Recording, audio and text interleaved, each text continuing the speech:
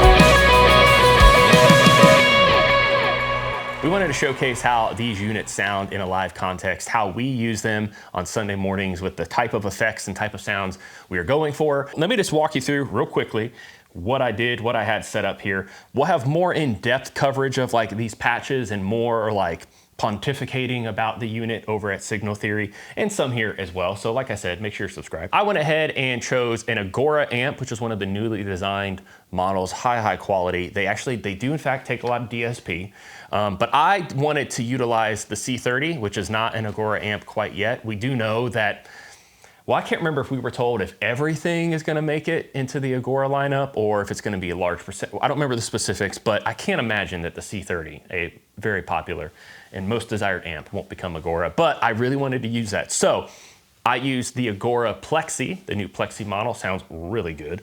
And I used the C30. So that gave me a little extra DSP. That meant I have 3 verbs and 3 delays. You probably think that's crazy, but I'll get into that in another video. Really, it's about mix. One's more medium, and then there's 2 big ones. One's more for cleans and one's more for lead. I like having my pre-delay and my mix set differently for those.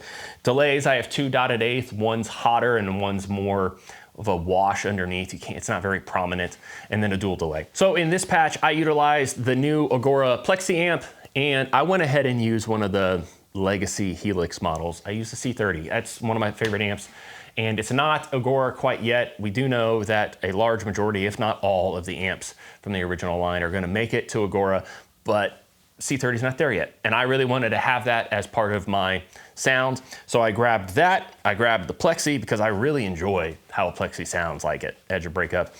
And I dropped those in there. Now, the Agoura amps take up a considerable amount of DSP. So I also gained some DSP back because of that.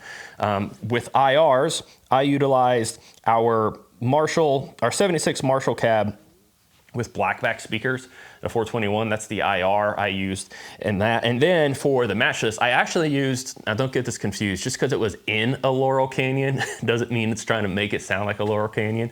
It was in a matchless Laurel Canyon, but it is a G12H. Of course, both amps are hard panned. They're at the very end of the chain. And then I have like a little EQ at the end just to kind of sweeten it and to bring things to life and to kind of glue it together a little bit. So the DSP I saved allowed me to get 3 reverbs, 3 delays, a pitch, 3 overdrives, 3 different modulations. We'll talk about that more in a live patch video breakdown, but been having a lot of fun getting the most out of this unit, and it's only just begun. So make sure you're subscribed here for the more worship specific content, and signal theory for all the other things we're gonna cover on this unit. And if you got any questions, any requests, anything specific, let us know. Thank you so much for checking this out. We'll see you next time.